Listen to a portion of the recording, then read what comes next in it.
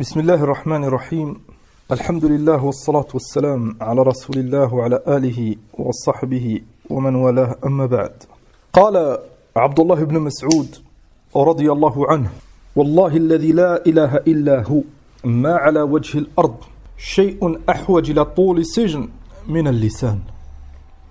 Il a juré رضي الله عنه الصحابي الجليل أبو عبد الرحمن عبد الله بن مسعود رضي الله عنه, il a juré أنه ما على وجه الأرض, il n'y a pas une chose sur terre أحوج إلى طول سجن qui mérite un long emprisonnement من اللسان que la langue. قال الإمام ابن القيم رحمه الله في الداء والدواء وأيسر حركات الجوارح حركة اللسان. Le mouvement le plus facile que tu peux faire, c'est le mouvement de la langue. فلهذا tu peux parler pendant des minutes, pendant des heures et ça ne va pas te fatiguer énormément. فسي أيسر الحركات. قال وهي أضرها على العبد. وهذه الحركات, ce mouvement, c'est peut-être le plus néfaste pour l'être humain. قال والكلام أسيرك. Tant que tu ne parles pas, فالكلام هذه الكلمة que tu veux prononcer مثل الأسير. Al-Asir, c'est un prisonnier. Donc, alhamdulillah, tu peux faire certaines choses. Tu peux encore réfléchir. قال فإذا خرج من فيك, une fois que cette parole elle est sortie de ta bouche, صرت أسيره. C'est toi qui deviens prisonnier de cette parole, une fois qu'elle est sortie. Peut-être que cette parole, ça va être la cause d'un divorce. Peut-être que cette parole, ça va être la cause d'une dispute. Peut-être que cette parole, ça va être la cause d'un grand malentendu, et certains vont perdre de l'argent, et certains vont être accusés. C'est toi qui deviens le prisonnier de ta propre parole. Peut-être que tu devras rendre des comptes, peut-être que tu devras te repentir, peut-être que tu devras t'excuser. Amma, tant que la parole, tu la gardes, alhamdulillah, c'est cette parole qui est prisonnière. Abdullah ibn Mas'ud radiyallahu ta'ala anhu قال أحوج إلى طول سجن من اللسان. C'est pour ça que si on devrait choisir une chose qu'on devrait emprisonner dans ce bas monde, ça serait notre langue. Et alhamdulillah, ça te ferait énormément de bien. Et ça nous ferait tous du bien de maîtriser, d'emprisonner cette langue. قال الإمام ابن القيم رحمه الله والله عند لسان كل قائل. À chaque fois que tu parles, que tu te prononces sur un sujet, que cette langue, elle bouge, sache que tu auras des comptes à rendre. قال ابن القيم رحمه الله والله عند لسان كل قائل ما يلفظ من قول إلا لديه رقيب عتيد. ما يلفظ من قول, n'importe quelle parole que tu prononces, elle est enregistrée, elle est notée, inscrite par des anges. إلا لديه رقيب عتيد. Imma cette parole elle sera pour toi, imma elle sera contre toi. Imma cette parole c'est une cause pour qu'Allah t'élève, imma c'est une cause pour qu'Allah te rabaisse. Imma c'est une parole d'égarement, imma c'est une parole de guider. وفي حديث معاذ رضي الله عنه أن النبي صلى الله عليه وسلم قال ألا أخبرك بملاك ذلك كله قال صلى الله عليه وسلم كف عليك هذا. Il a conseillé sallallahu alayhi wa sallam à Mu'ad, ce compagnon radiyallahu anhu que le prophète sallallahu alayhi wa sallam il aimait énormément. Ya Mu'ad, inni uhibbuk. Il lui a annoncé, il lui a clairement dit qu'il l'aimait fillah azza wa jal. Famarra, il lui a conseillé certaines choses. Thumma qala ala ukhbiruka bimilak dhalika kulli. Et est-ce que tu veux que je t'informe une chose pour préserver tout cela, pour préserver ta religion, tes bonnes actions? Qala sallallahu alayhi wa sallam kuffa alayka hadha. Retiens cette langue. Wa ashara ila lisanihi. Le Nabi sallallahu alayhi wa sallam lui a dit kuf, maîtrise cela. Et il a dirigé son doigt en direction de sa langue. فقال معاذ رضي الله عنه يا نبي الله وإنا لمؤاخذون بما نتكلم به. Mu'ad radiyallahu anhu, il a demandé au prophète sallallahu alayhi wa sallam, est-ce qu'on sera pris en compte sur nos paroles, sur ce qu'on dit? فقال صلى الله عليه وسلم تكلتك أمك يا معاذ وهل يكب الناس في النار على وجوههم أو على مناخرهم إلا حصائد ألسنتهم. ثم Nabi sallallahu alayhi wa sallam, il a dit à Mu'ad, wa hal yakubbu an-nas? Est-ce que les gens ils seront jetés en enfer qu'à cause de ce que leurs langues elles ont récolté? الحديث رواه الإمام الترمذي وغيره والشيخ الألباني صححه. Il est authentique, il n'y a aucun doute. وقال محمد بن واسع لمالك بن دينار يا أبا يحيى، هؤلاء من أئمة السلف، يا أبا يحيى حفظ اللسان أشد على الناس من حفظ الدينار والدرهم. فمحمد بن واسع il a dit à Malik ibn Dinar, حفظ اللسان, le fait de préserver sa langue, pour les gens, pour l'immense majorité des gens, c'est plus dur que de préserver leur argent. صحيح أن certains, même s'ils veulent faire des économies, ils se laissent aller et ils dépensent. أما حفظ اللسان فسي أشد. كم من الناس, ils veulent se retenir, لكن ils parlent. Surtout celui qui a pris cette habitude, surtout celui qui est mal entouré, surtout celui qui ne fait pas d'efforts, surtout celui qui est farigh, qui ne s'occupe pas avec des choses profitables de ce bas monde, et bien sûr encore plus pour l'au-delà. Ya Aba Yahya, hifdhu lisan ashad ala an-nas min hifdh ad-dinar wa ad-dirham. Préserver sa langue, c'est plus dur que de préserver son argent. قال الإمام ابن القيم رحمة الله عليه في الداء والدواء ومن العجب أن الإنسان يهون عليه التحفظ والاحتراز من كل الحرام والظلم والزنا والسرقة وشرب الخمر ومن النظر المحرم وغير ذلك، ويصعب عليه التحفظ من حركة لسانه. كثير من الناس وفقوا, beaucoup de gens, Allah il les a guidés, il leur a facilité, et ils arrivent à s'écarter des grands péchés. Ils ne font pas l'adultère, ils s'écartent de zina, du dhulm, ils ne volent pas, ils ne boivent pas de l'alcool, etc. Ils ont des facilités, ils ne pensent même pas, ils détestent ces choses. Lakin, les péchés avec la langue, le mensonge, la médisance, etc. فهذا يصعب كما قال الإمام ابن القيم ويصعب عليه. Il a des facilités à délaisser les grands péchés, lakin il a énormément de mal à préserver sa langue. قال حتى ترى الرجل يشار إليه بالدين والزهد والعبادة. Même des personnes, hommes ou femmes, qui font énormément d'efforts dans la religion, dans la science, et ils sont reconnus comme des personnes de science ou des personnes pieuses. قال وهو يتكلم بكلمات من سخط الله لا يلقي لها بالا. لكن la langue, peut-être qu'il dit des choses qui peuvent être la cause de la colère d'Allah subhanahu wa ta'ala, وهو لا يبالي, et il ne fait pas attention. كما قال النبي صلى الله عليه وسلم إن الرجل يتكلم بالكلمة لا يلقي لها بالا فتهوي به في النار 70 خريفا. Certaines personnes, ils disent des paroles et ils ne prêtent pas, ils ne donnent pas d'importance à cette parole, et cette parole, elle le fera plonger en enfer 70 ans. نسأل الله العافية. ثم قال رحمه الله وكم ترى من رجل متورع عن الفواحش والظلم. Combien de personnes, hommes ou femmes, كما تقدم, pas d'alcool, pas de vol, pas de fornication, إلى آخره. قالوا ولسانه يفري في الأعراض الأحياء والأموات ولا يبالي ما يقول. Alors que sa langue, nuit et jour, matin et soir, et il mange la chair de ses frères, al-muslimi. ولا يبالي. On a tous des manquements في هذا الباب. فلهذا on doit craindre Allah subhanahu wa ta'ala. هذا اللسان c'est une ni'ma. Cette langue, c'est un bienfait parmi les bienfaits d'Allah subhanahu wa ta'ala. Certaines personnes, elles ont été privées de cette ni'ma. Les muets, ils ne parlent pas. Anta alhamdulillah, tu as cet énorme bienfait qui te permet d'adorer Allah subhanahu wa ta'ala, qui te permet de te faire comprendre par les autres, tu peux travailler, tu peux te déplacer, etc. Fais attention de ne pas utiliser cette langue fil haram. Satan, on répète, c'est un haram très très facile à faire. Maintenant, celui qui veut commettre l'adultère, yadam billah, ça peut être difficile. Ça peut être difficile, il faut qu'il trouve une autre personne, il faut un endroit, il faut se cacher. Il a akhir. Et on demande à Allah qui nous préserve. Hakada, celui qui veut voler, il y a des risques. Il faut qu'il fasse attention, il faut qu'il... Amma harakatul lisan, c'est aysar al-harakat.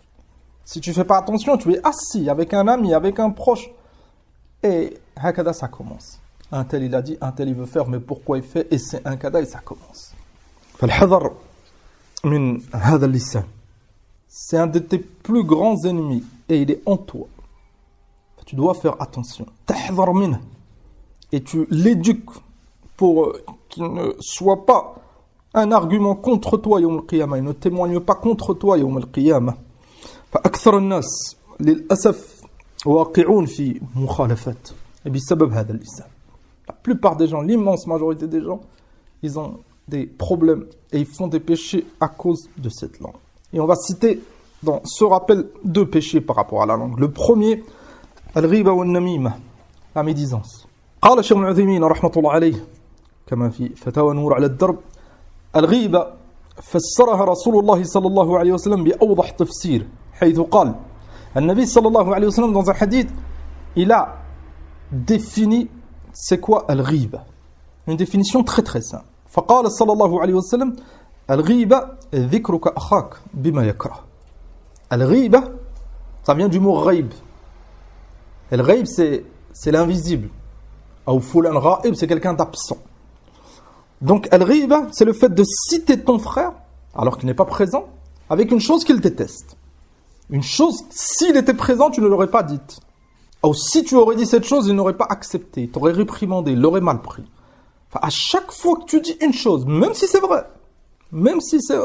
lakin, ton frère, il n'accepte pas que tu dises cette chose, ou il n'aurait pas aimé. Enfin, si tu l'as dit et il n'est pas présent, ça fait partie de l'ghiba et c'est haram. Ben, ça fait partie des grands péchés.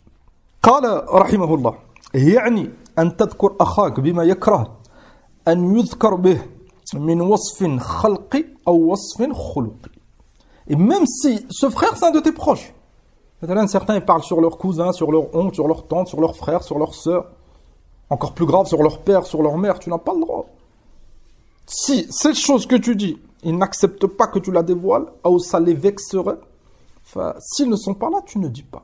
Que ça soit concernant khalquhu, physique, ou khuluqi, ou moral, un comportement. فقال الشيخ فإذا قلت مثلا فلان أعور, il n'est pas présent et tu dis فلان أعور, ou tu décris un autre défaut physique. قال يعيره بذلك فهذا غيبة.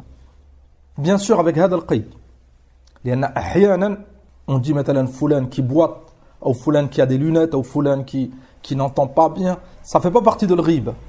لأنه il est reconnu بهذا et la seule façon de le décrire c'est بهذا et هو il ne le prend pas mal. C'est pour ça que بعض الأئمة dans les asanid ils disent الأعرج ou الأعور.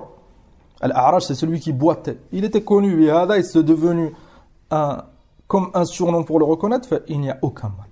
لكن كما قال الشيخ si c'est pour le critiquer, pour le rabaisser, هذا il n'y a aucun doute أنه ça fait partie de la médisance. Amma madalan, si tu me demandes un frère et pour te le décrire, je te dis le frère qui a des lunettes ou le frère qui boite, c'est pas min al-ghiba hada.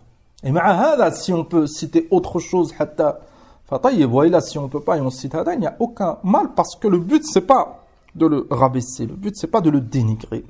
Et kadhalik huwa ya'lam hada en général, il sait que les gens, il est qualifié de kada et il boite vraiment, enfin il n'y a pas de problème. Qala kadhalik idha qulta fulan ahmaq ta'ibuhu bidhalik. Maintenant, on dit Fulan, il est ahmaq. Il ne sait pas se maîtriser. Et on dit des choses que si ce serait là, il n'aurait pas accepté. Ça fait d'abhal, on doit craindre Allah subhanahu wa ta'ala. Bien sûr, l'ulama, et taqaddam ma'ana kathiran, on a cité beaucoup de fois, on a les savants, ils ont cité l'unanimité, on a dans certains cas, c'est permis.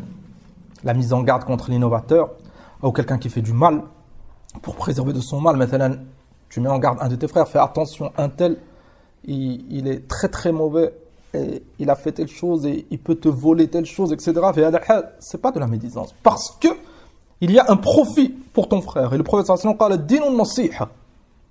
Ça fait partie de nasiha à l'imam Nawawi rahimahullah dans le chapitre concernant la médisance. Au début, il a cité les 6 points dans lesquels c'est permis de faire de la médisance. Et bien sûr, la mise en garde pour préserver la religion des gens, bi'idnillahi azza wa jal, c'est permis, comme on l'a répété plusieurs fois. Là, dans la plupart des cas, ikhwan, comme ils disent, c'est gratuit. Hagada, c'est pour le rabaisser. Surtout ceux qui n'ont rien à faire. Ils ne sont pas occupés ni par quelque chose de dunya, ni par la religion. Enfin, tu trouves la principale occupation, encore plus avec ces téléphones. Ces téléphones, ça pousse à parler. Certains, ils s'appellent, ils n'ont pas grand-chose à se dire. Enfin, ça commence. Tu as entendu, tu as vu Foulan, qu'est-ce qu'il a dit, qu'est-ce qu'il a fait, ça commence. Oui, mais en fait, lui, il est connu, il fait ça. C'est de la médisance. Pourquoi vous parlez entre vous? Pourquoi vous n'allez pas le conseiller? C'est pour ça que les ulama, ils ont autorisé le conseil, de le conseiller directement. Ben, c'est une adoration. Ben, c'est la religion d'Allah. Si on ne peut pas, et il fait du mal, on a le droit de mettre en garde. Pour que les gens ils fassent attention. Lakin, au téléphone, entre vous, pourquoi? Pourquoi vous n'allez pas lui parler? Peut-être qu'il va vous écouter. Ça montre que c'est de la médisance claire. ثم قال رحمه الله وأما النميمة فهي السعي بين الناس بما يفرق بينهم. النميمة, c'est encore plus grave. C'est le fait de parler, critiquer pour diviser. Un namam, c'est celui, مثلا, il va te parler sur quelqu'un pour que tu le délaisses. On n'est plus dans le cas nasiha, mise en garde. Là, maintenant, certains ils font ça par rapport au couple. Ils remplissent la tête de la femme ou de l'homme afin qu'ils divorcent. Et certains ils disent des choses vraies et d'autres ils ajoutent et ils mentent. Enfin, si c'est le fait de parler alors qu'il est absent et il n'accepterait pas cette parole, même si elle est vraie, ça c'est al-ghib. Si c'est le travail des shayatin, le fait de parler pour lui remplir la tête afin qu'il délaisse cette personne pour diviser, ça c'est encore plus grave, c'est un namim. Donc avec cette parole de Cheikh Ibn Uthaymin, on voit bien la différence entre les deux. Il reste un troisième cas. Cheikh Ibn Uthaymin n'a pas cité le hadith complet, on peut le citer. Lama qala an-nabi sallallahu alayhi wa sallam dhikruka akhak bima yakrah. C'est ça al-ghiba, de citer une chose que ton frère il déteste, il voudrait pas que tu la dises. Si tu l'as dit quand il est absent, ça c'est le ghiba. Faqila, ils ont demandé au prophète sallallahu alayhi wa sallam afara'ayta in kana fi akhi ma aqul. Ils ont dit au prophète sallallahu alayhi wa sallam ya Rasulullah, si ce que je dis c'est vrai, il a vraiment fait cette chose, il est vraiment comme ça, il a vraiment ce comportement, et je parle alors qu'il n'est pas là. Faqala Rasulullah sallallahu alayhi wa sallam in kana fihi ma taqul faqad igtabtahu. Si c'est vrai ce que tu dis, tu as fait de la riba. C'est un grand péché, c'est grave. Ça c'est un point important. Il y en a certaines personnes, quand tu les reprends, ils disent mais c'est vrai, j'ai pas menti. Si c'est vrai, tu as fait de la riba. Et c'est un grand péché. Pourquoi tu parles derrière lui? Pourquoi tu ne le conseilles pas? Si tu n'es pas capable de le conseiller, pourquoi tu parles? Ça sert à quoi de parler sur lui alors qu'il n'est pas là? On a dit un cas c'est permis, ou plusieurs cas, et parmi ces cas, maintenant c'est un voleur, et tu sais qu'il s'est rapproché d'un tel, et tu sais qu'il peut lui faire du mal, tu le conseilles, fillah. Tu lui dis, ya akhi, je t'ai vu avec un tel, fais attention. Il va te demander pourquoi, et tu lui cites les preuves. Il a fait kada, fais attention. Dans ce cas, parler sur son physique, qu'est-ce que tu vas gagner? C'est Allah qui l'a créé comme ça. Ça montre que ce cœur, il est malade. Ou sur un comportement, et ce comportement, c'est restreint à lui. Tu parles pas pour conseiller. Enfin, il n'y a aucun doute, c'est de la médecine. Donc, le Nabi sallallahu alayhi wa sallam, il a répondu, إذا كان فيه ما تقول فقد اغتبته وإن لم يكن فيه فقد بهته. Un niveau au-dessus, encore plus grave. Amma, si quelqu'un parle sur quelqu'un et il ment, فهذا c'est من البهتان. Le Nabi sallallahu alayhi wa sallam قال فقد بهته. Ça, c'est un mensonge très très grave. C'est un mensonge, tu mens. En plus, c'est de la médisance parce qu'il n'est pas là. Et c'est de l'injustice claire. Al-Hadith, il est dans Sahih Muslim. قال سفيان ابن عيينة رحمة الله عليه الغيبة الشد من الدين. الغيبة dans Kalam ibn Uyayna et dans beaucoup de savants, ça englobe les autres. Que ça soit une parole véridique, que ça soit un mensonge, que ça soit pour diviser. Les ulama ils disent riba, quand ils sont cités tous ces mots, ils différencient. Al-ghiba c'est pour ce cas, al-namima c'est pour ce cas. قال al-ghiba et la médisance الشد من الدين. La médisance c'est plus grave que les dettes. Les dettes, c'est quelque chose qui préoccupe le musulman. Et il fait tout pour essayer de les rembourser. Il a al-ghiba, c'est encore plus difficile, c'est plus grave. Pourquoi? قال الدين يقضى والغيبة لا تقضى. الدين, si tu fais des efforts, tu rembourseras. Et si tu rembourses, alhamdulillah, tu ne dois plus rien à ce frère. Et yawm al-qiyamah, tu ne lui devras rien par rapport à cet argent que tu lui as rendu. Amma al-ghiba, comment tu vas faire? Bien sûr, les savants, ils ont expliqué, il y a une façon de se rattraper. Awalan, tu te repens. Tu demandes pardon à Allah subhanahu wa ta'ala et tu recommences plus. et tu détestes ce que tu as fait, et que parmi les conditions, elle a vu que c'est une injustice que tu as fait à un autre, tu dois réparer cette injustice. Dans certains cas, lui dire, et tu lui demandes pardon, et dans beaucoup de cas, si tu le dis à cette personne, ça peut aggraver les choses. Dans ce cas, tu ne lui dis pas si ça peut aggraver les choses. Maintenant, si c'est un proche, peut-être que si tu lui dis, il va se faire le hajj. Dans ce cas, tu te tais. Et le ulama yaqouloun, tu le cites en bien dans les assises où tu l'as critiqué. Maintenant, tu parlais beaucoup sur lui. Maintenant, avec un de tes proches. Enfin, quand tu revois ce proche, tu parles en bien. Tu parles en bien et tu fais dua pour lui. Et tu montres qu'en fait, c'est une personne bien. Dans certains cas, tu ne pourras pas. La personne, elle est morte, comment tu vas faire? La personne, elle a voyagé, comment tu vas faire? Certains, tellement qu'ils parlent sur les gens, il ne sait même plus sur qui il a parlé. Il parle sur pratiquement tous ceux qui connaissent. Comment tu vas faire? On doit craindre Allah. Ibn Mas'ud, radiyallahu anhu, قال والله الذي لا إله إلا هو. Il a juré أن أحوج ما على وجه الأرض شيء أحوج إلى طون سجن من اللسان. هذا الصحابي رضي الله عنه, quand il a dit cette parole, il savait de quoi il parlait. Un grand savant parmi les compagnons, radiyallahu anhum. Il faisait partie de ceux qui maîtrisaient le mieux le Coran et le plus le Coran. Abdullah ibn Mas'ud. Il nous a conseillé هذا, on doit craindre Allah. Et deux hadiths pour terminer concernant la gravité de ce péché.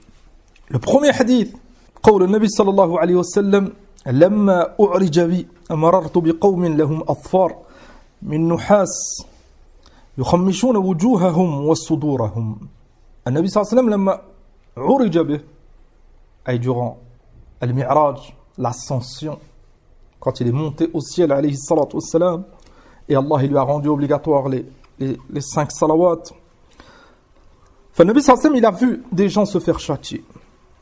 Et parmi ces gens, qawmun, des personnes qui s'arrachaient le visage et leur poitrine avec des ongles en fer. تأملوا هذا العذاب الشديد. Des ongles en fer et il s'arrache lui-même le visage et le torse. فالنبي صلى الله عليه وسلم قال من هؤلاء يا جبريل. C'est qui هؤلاء يا جبريل? Qu'est-ce qu'ils ont fait? قال هؤلاء الذين يأكلون لحوم الناس ويقعون في أعراضهم. هؤلاء c'est ceux qui mangeaient la chair de leurs frères.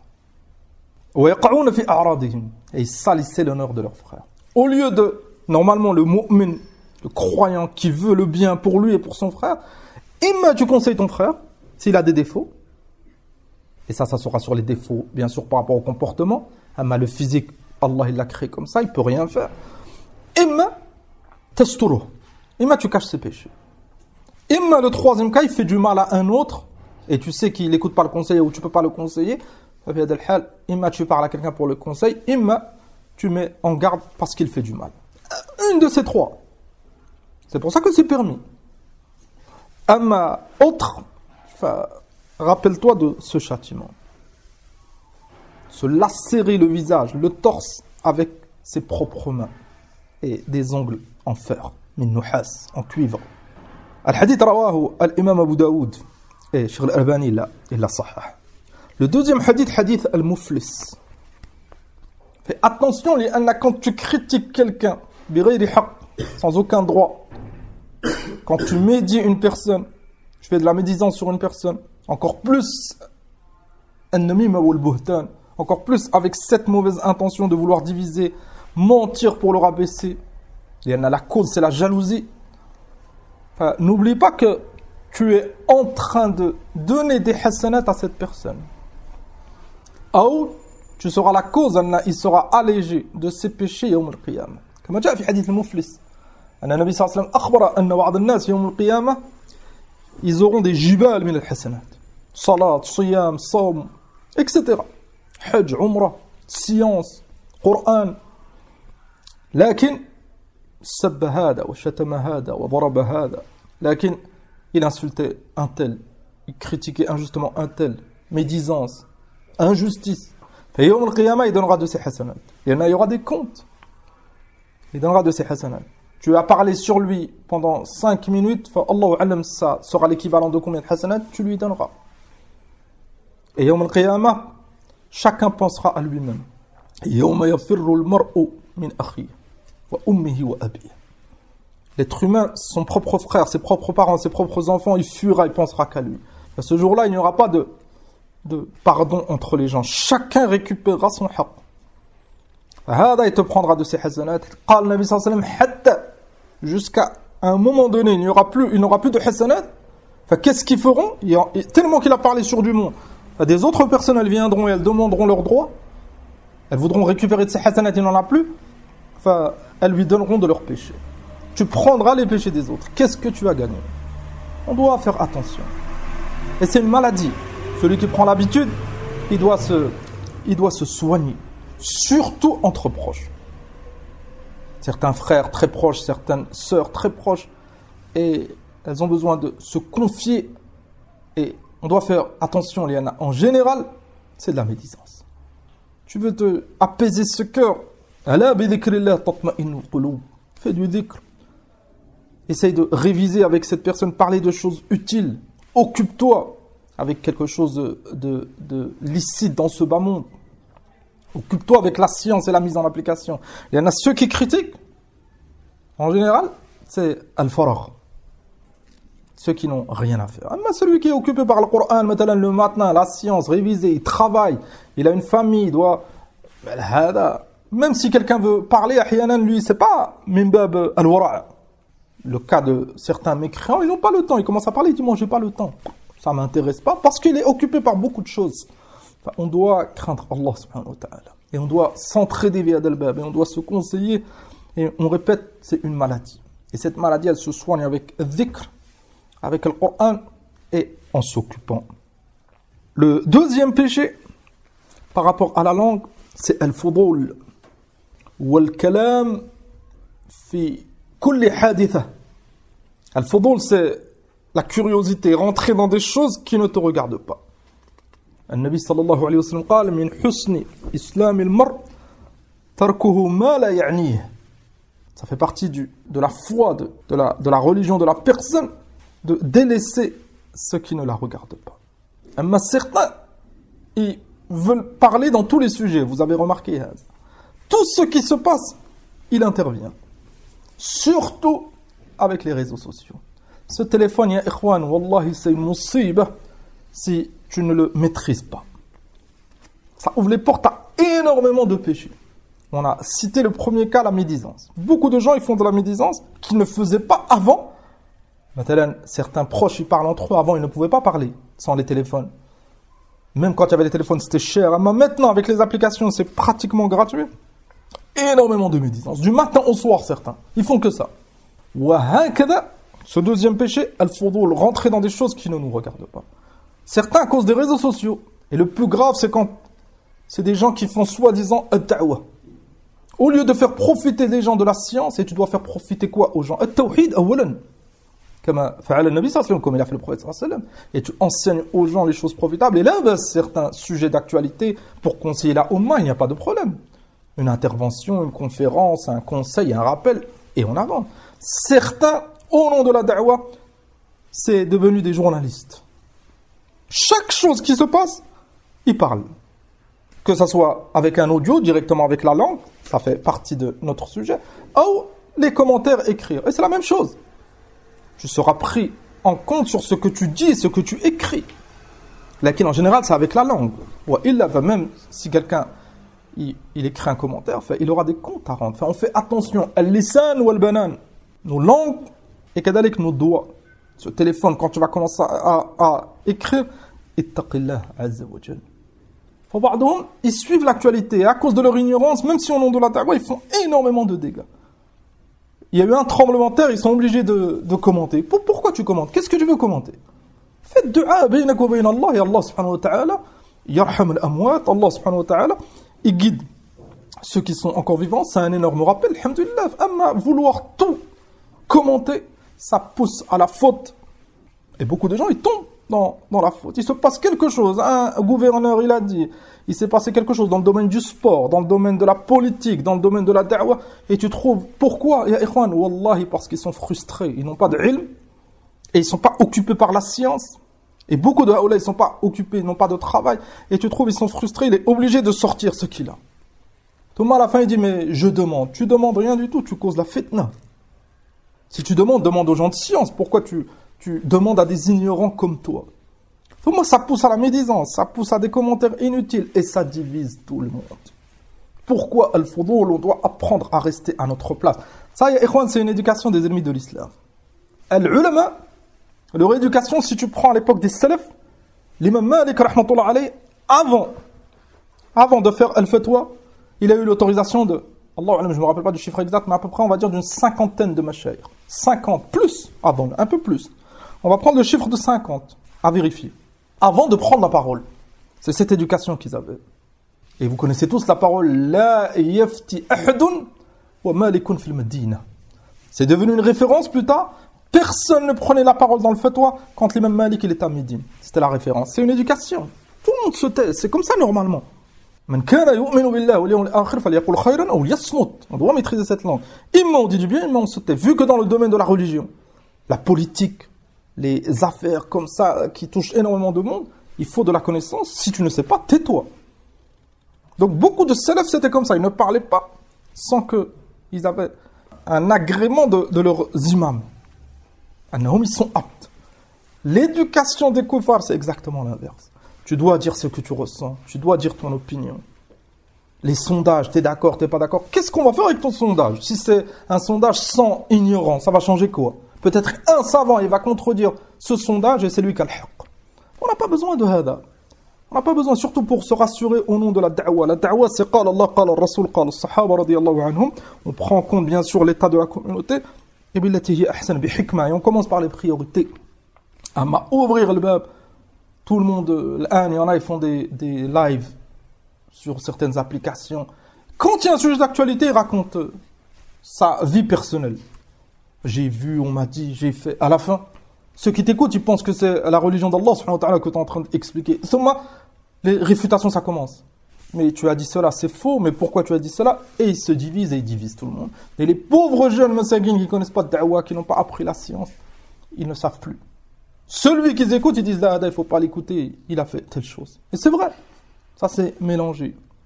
Ibn Mas'ud, radiyallahu anhu, هذا الصحابي الجليل. Aujourd'hui, on a expliqué sa parole concernant la langue. قال رضي الله عنه من أفتى الناس في كل ما يسألونه فهو مجنون.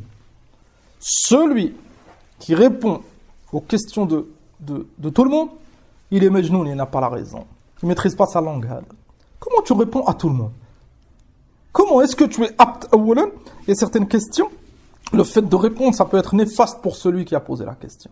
Peut-être que ça va l'occuper, peut-être que c'est pas comme ça, peut-être que c'est pas munasib, peut-être que tu dois le conseiller autre chose à ce moment. C'est pour ça que Allah subhanahu wa ta'ala قال فاسألوا أهل الذكر إن كنتم لا تعلمون.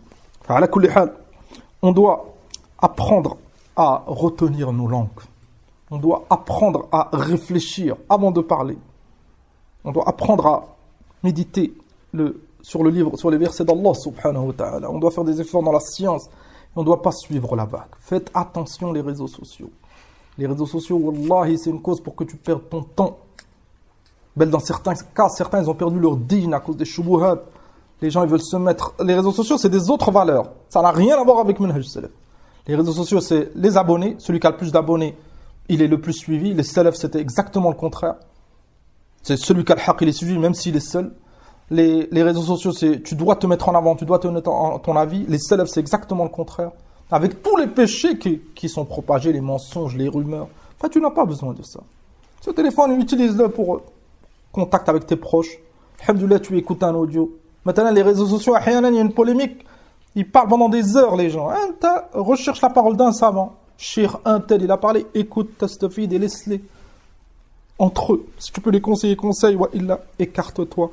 C'est très très néfaste. Nas'alullah subhanahu wa ta'ala an yujannibana shurur al-sinatina wa yahfadana min kulli su' walhamdulillahi rabbil alamin.